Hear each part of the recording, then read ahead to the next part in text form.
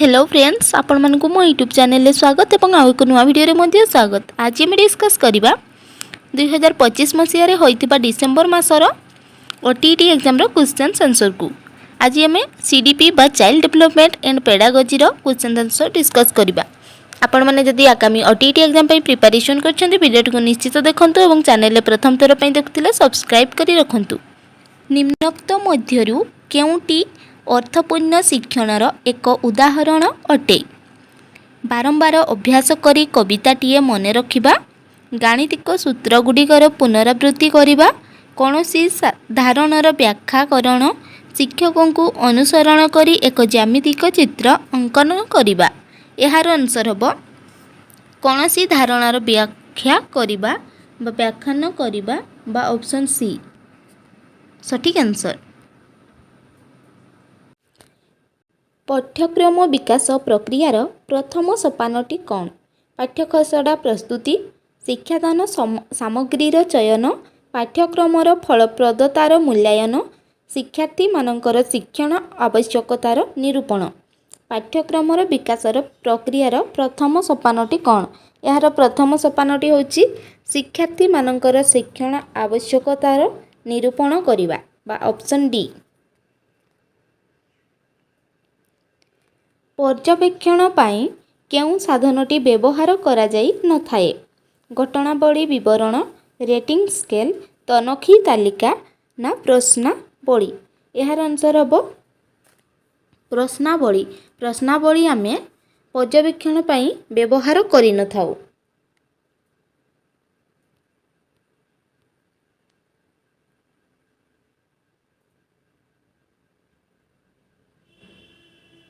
निदानात्मक मूल्यांकनर उद्देश्य कौन? शिक्षार्थीर निर्दिष्ट दुर्बलता चिन्हट करिबा, शिक्षार्थीर सामाजिक शिक्षण उपलब्धि जानिबा, विद्यालयर फलप्रद कार्यकारिता जानिबा, सफलता सूचक सर्टिफिकेट प्रदान। यार आंसर होइजिबो ऑप्शन ए बा शिक्षार्थीर निर्दिष्ट दुर्बलता चिन्हट करिबा निदानात्मक मूल्यांकनर उद्देश्य। निम्नोक्त मध्यरु केउटी एक आवेगर उदाहरण नुहे? क्रोध, भय, शारीरिक कार्य ना प्रेम? आवेगर उदाहरण माने इमोशन। इमोशन कौटी नुहे? शारीरिक कार्य। शारीरिक कार्य आमर कौनसी आवेग उदाहरण नुहे। Option C. केउं समय को चाप और कष्टर पर्याय कुहाजाए? कैसारावस्था, बाल्यावस्था ना युवकावस्था ना वृद्धावस्था?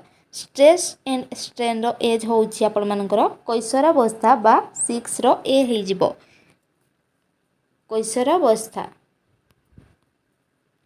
पिलाटी केउं अवस्थारे वस्तुर स्थायित्व विषय जानिबा आरंभ करे? शैशवावस्था, आद्य बाल्यावस्था, परवर्ती बाल्यावस्था ना कैशोरावस्था? यार आंसर हेजिबो शैशवावस्था बा चाइल्डहुड टाइम रे से गोटे वस्तुर स्थायित्व विषय जानिबा आरंभ करे। बहुविध बुद्धि तत्वर प्रवक्ता किए? हार्वर्ड गार्डनर, अल्फ्रेड बिने, जीन पियाजे, एल थॉर्नस्टन? यार आंसर हबो हार्वर्ड गार्डनर।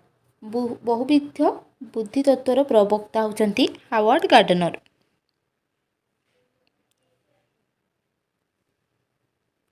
निम्नलिखित सहशैक्षिक पाठ्यकार्य मध्यरु केउटी सृजनशीलतार विकास रे सहायक होइथाय? गल्प लिखन, खबर कागज पठन, पाठागार पुस्तक पठन, ग्रिड रे शब्द थियारी, गोलक धंदा? यार उत्तर हबो गल्प लिखन। गल्प लिखन होउची सृजनशीलतार विकास रे सहायक होइथाय।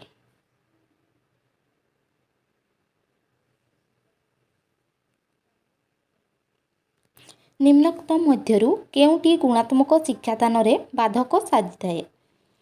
पर्याप्त शिक्षण सामग्रीर उपलब्धता और सेगुड़िकर व्यवहार, विकल्प शिक्षण अभिज्ञतार व्यवहार, अधिक शिक्षार्थी विशिष्ट एकक श्रेणी, सामग्रिक और धारावाहिक मूल्यांकनर कार्यकारिता? यार आंसर हबो ऑप्शन सी अधिक शिक्षार्थी विशिष्ट एकक श्रेणी गुणात्मक शिक्षादान बाधक साजिथाए। ନିରନ୍ତର ଓ ସାମଗ୍ରିକ ମୂଲ୍ୟାୟନ ଶିକ୍ଷାଦାନ ପଦ୍ଧତି ବଦଳାଇବାରେ ସାହାଯ୍ୟ କରେ। ଶିକ୍ଷାର୍ଥୀମାନଙ୍କର ଶିକ୍ଷା ଗ୍ରହଣ ସମୟକୁ କମାଇଥାଏ। ଶିକ୍ଷକମାନଙ୍କର କାର୍ଯ୍ୟଭାରକୁ ବଢ଼ାଇଥାଏ। ଶିକ୍ଷାର୍ଥୀମାନଙ୍କ ଉପରେ ପରୀକ୍ଷାର ବୋଝ ବଢ଼ାଇଥାଏ। ଏହାର ଉତ୍ତର ହୋଇଯିବ ଶିକ୍ଷାଦାନ ପଦ୍ଧତି ବଦଳାଇବାରେ ସାହାଯ୍ୟ କରେ ବା ଅପସନ୍ ଏ। ଓଡ଼ିଶାର ରାଜଧାନୀର ନାମ କ'ଣ? ଏହା କେଉଁ ପ୍ରକାରର ପ୍ରଶ୍ନ? ସୀମିତ ଉତ୍ତରମୂଳକ, ସମାପନମୂଳକ, ମେଳକ ପ୍ରକାର, ସମ୍ପର୍କ ନିର୍ଣ୍ଣୟନ ପ୍ରକାର। ଏହାର ଆନ୍ସର ହୋଇଯିବ ସମାପନମୂଳକ ବା ଅପସନ୍ ବି।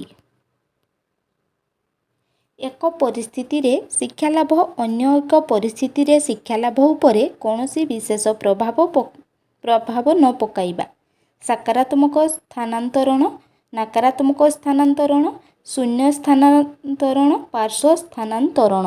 ଏହାର ଆନ୍ସର ହୋଇଯିବ ଶୂନ୍ୟ ସ୍ଥାନାନ୍ତରଣ ବା ଅପସନ୍ ସି। ଶେଷ ବାଲ୍ୟାବସ୍ଥାରେ ଅଧିକାଂଶ ପିଲା ଲମ୍ବା ଏବଂ ପତଳା ହୋଇଯାନ୍ତି କାରଣ ସେମାନେ ଠିକ୍ ଭାବରେ ସନ୍ତୁଳିତ ଖାଦ୍ୟ ଖାଇବାକୁ ପସନ୍ଦ କରିନଥାନ୍ତି, ସେମାନେ ବିଭିନ୍ନ ପ୍ରକାର ରୋଗର ଶିକାର ହୋଇଥାନ୍ତି, ନା ସେମାନେ ଶାରୀରିକ ଗଣ୍ଡି ତୁଳନାରେ ହାତ ଓ ଗୋଡ଼ ଦ୍ରୁତ ବେଗରେ ବଡ଼ ଓ ଶକ୍ତ ହେବାକୁ ଲାଗେ। ଉଚ୍ଚତାରେ ଅତ୍ୟଧିକ ବୃଦ୍ଧି ହେଉଥିବାରୁ ସେମାନେ ସ୍ୱାଭାବିକ ଭାବେ ପତଳା ହୋଇଯାନ୍ତି। ଏହାର ଉତ୍ତର ହେବ ଅପସନ୍ ସି। ପିଲାଟିର ଶରୀରର ଗଣ୍ଡି ତୁଳନାରେ ହାତ ଓ ଗୋଡ଼ ଦ୍ରୁତ ବେଗରେ ବଡ଼ ଓ ଶକ୍ତି ହୋଇଥାଏ, ତେଣୁକରି ସେ ପତଳା ହେବାକୁ ଲାଗେ। Option C. ବିକାଶ ସମ୍ବନ୍ଧରେ କେଉଁ ଉକ୍ତିଟି ଠିକ୍ ନୁହେଁ? ବିକାଶ ବଂଶଗତ ଓ ପରିବେଶର ପ୍ରଭାବ ଉପରେ ପର୍ଯ୍ୟବେସିତ। ପ୍ରାରମ୍ଭିକ ପର୍ଯ୍ୟାୟରେ ବିକାଶ ଅଧିକ ତ୍ୱରାନ୍ୱିତ ହୋଇନଥାଏ। ବିକାଶ ଏକ ଧାରାବାହିକ ପ୍ରକ୍ରିୟା। ନା ଆପଣମାନଙ୍କର ପ୍ରତ୍ୟେକ ବ୍ୟକ୍ତିର ବିକାଶର ଧାରା ସ୍ୱତନ୍ତ୍ର। ଏହାର ଆନ୍ସର ହେବ ପ୍ରାରମ୍ଭିକ ପର୍ଯ୍ୟାୟରେ ବିକାଶ ଅଧିକ ତ୍ୱରାନ୍ୱିତ ହୋଇନଥାଏ। ଏହା ଠିକ୍ ନୁହେଁ। ଆମର ପ୍ରାରମ୍ଭିକ ପର୍ଯ୍ୟାୟରେ ବିକାଶ ତ୍ୱରାନ୍ୱିତ ହୋଇଥାଏ, ଏଠାରେ ନଥାଏ ଅଛି, ତେଣୁକରି ଏହା ଆପଣମାନଙ୍କର ଭୁଲ ରହିଛି ବିକାଶ ସମ୍ବନ୍ଧରେ। ନିମ୍ନଲିଖିତ ଉକ୍ତିଗୁଡ଼ିକ ମଧ୍ୟରୁ କେଉଁଟି ବ୍ୟକ୍ତିର ବିକାଶର ନିୟମ ସହ ସମ୍ପୃକ୍ତ? ବିକାଶ ହେଉଛି କେବଳ ପରିମାଣାତ୍ମକ, ଏଠାରେ କେବଳ ଦେଇଛି, ତେଣୁକରି ଏହା ଭୁଲ ରହିଛି। ବିକାଶ ହେଉଛି କେବଳ ଗୁଣାତ୍ମକ, ତେଣୁକରି କେବଳ ଲାଗିଥିଲେ ତାହା ଭୁଲ ହୋଇଥାଏ। ବିକାଶ ସବୁବେଳେ ଆନୁପ୍ରାସ୍ଥିକ। ଆପଣମାନଙ୍କର ବିକାଶ ହେଉଛି ଉଭୟ ପରିମାଣାତ୍ମକ ଓ ଗୁଣାତ୍ମକ। ଏହାର ଉତ୍ତର ହୋଇଯିବ ଅପସନ୍ ଡି। ବିକାଶ ହେଉଛି ଉଭୟ ପରିମାଣାତ୍ମକ ଓ ଗୁଣାତ୍ମକ।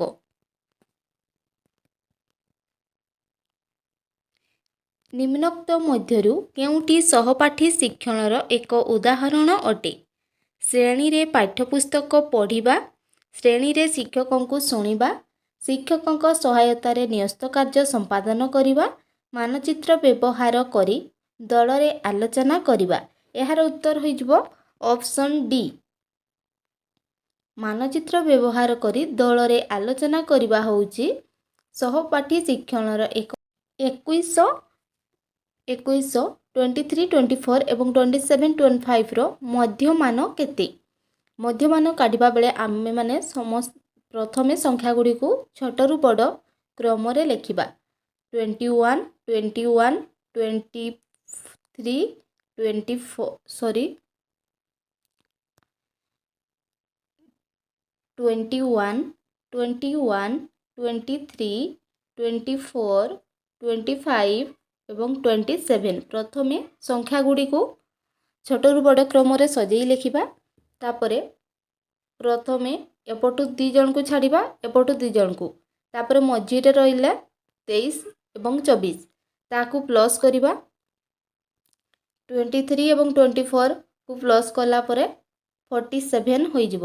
47କୁ ଆମେ 2 द्वारा विभाज्य करिबा आमर आंसर होई जिवो 23.5 तेणुक यार आंसर हो गला ऑप्शन डी।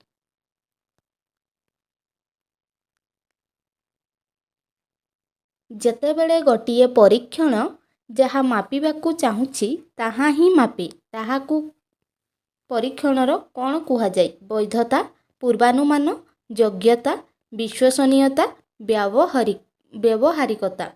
यार उत्तर हो जिवो वैधता बा ऑप्शन ए। जेतेबेले परीक्षण जहाँ मापिबाकू चाहूछंती ताहा ही मापे सेतेबेले आमे वैधता कहि थाउ बा वैलिडिटी कुहाଯାଏ।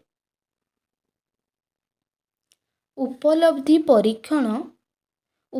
परीक्षण द्वारा निम्न मध्यरु कହାର आकलन करा जाए? विषय निरूपणता, शिक्षण असुविधा, प्रवेश ज्ञान ना मनोवृत्तिर परिवर्तन। यार आंसर हो जिवो विषय निपुणता विषय रे आमे आकलन करिपारू।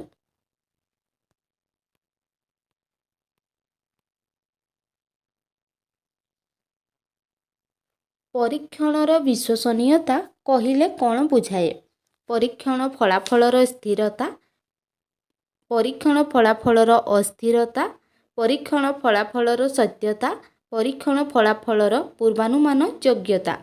विश्वसनीयता कहिले आमे माने परीक्षण फलाफलर स्थिरता को बुझी थाउ। निम्नलिखित संख्या मानकर मध्यमा केते? एथिरे मध्य आमे माने प्रथमे सानरू बड़ क्रम रे सजेई लेखिबा 21, 22,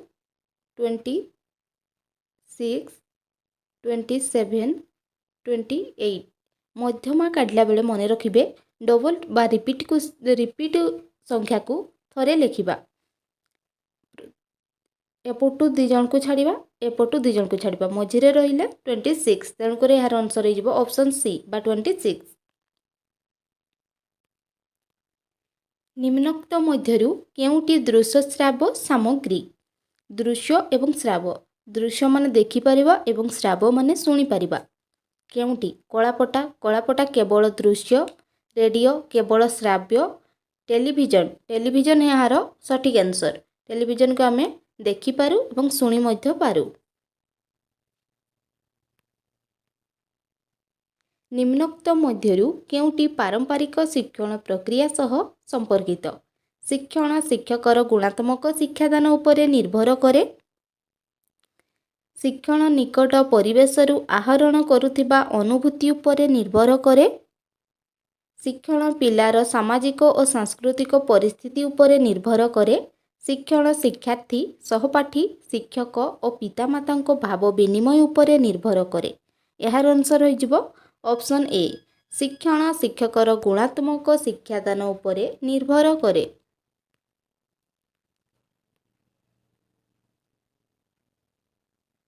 परवर्ती बाल्यावस्था सह बौद्धिक विकासर केउं पर्याय संपर्कित? संवेदी कारक पर्याय, प्राक संकार्यधर्मी पर्याय, स्थूल संकार्यधर्मी पर्याय, विमूर्त संकार्यधर्मी पर्याय। यार आंसर हो जिवो ऑप्शन सी स्थूल संकार्यधर्मी पर्याय। बाल्यावस्था सह बौद्धिक विकासर संपर्कित। बीएफ स्किनर केउं शिक्षण तत्व सह संपृक्त? प्रयत्न और प्रमाद, शास्त्रीय अनुबंधन, यांत्रिक अनुबंधन, अंतर्दृष्टि शिक्षण। यार उत्तर हो जिवो ऑप्शन सी यांत्रिक अनुबंधन द्वारा संपर्कित। मन सामाजिक विकास तत्वर स्रष्टा किए? Lawrence Kohlberg, Erik Erikson, Jean पियाजे, लिव वाइगोट्स्की। यार आंसर हो जिवो एरिक एरिक्सन मन सामाजिक विकास तत्वर स्रष्टा बा साइकोसेक्सुअल डेवलपमेंटर जनक। निम्नोक्त मध्यरु केउटी सृजनशील चिंतनर लक्षण अटे? तात्विक चिंताधारा, तथ्यगुड़ी को एकत्रित करी समाधान करिबा, विभिन्नमुखी चिंताधारा, विश्लेषणात्मक चिंतन। यार आंसर हो जिवो ऑप्शन सी विभिन्नमुखी चिंताधारा सृजनशील चिंतनर लक्षण अटे। केउं शिक्षादान पद्धति शिक्षार्थी केन्द्रिक पंथार अंतर्भुक्त नुहे।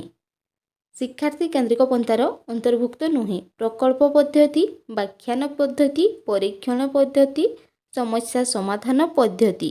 यार आंसर हो व्याख्यान पद्धति। व्याख्यान पद्धति रे केवल शिक्षक एक्टिव रुहंती, तेणुक यह शिक्षार्थी केन्द्रिक हम ना, सेठारे शिक्षक केन्द्रिक हम। Option B right answer. आशा करछि भिडियोटी आपको भल लगी जदि लाइक करेंगे और चैनल प्रथम थर देखते सब्सक्राइब कर रखिए।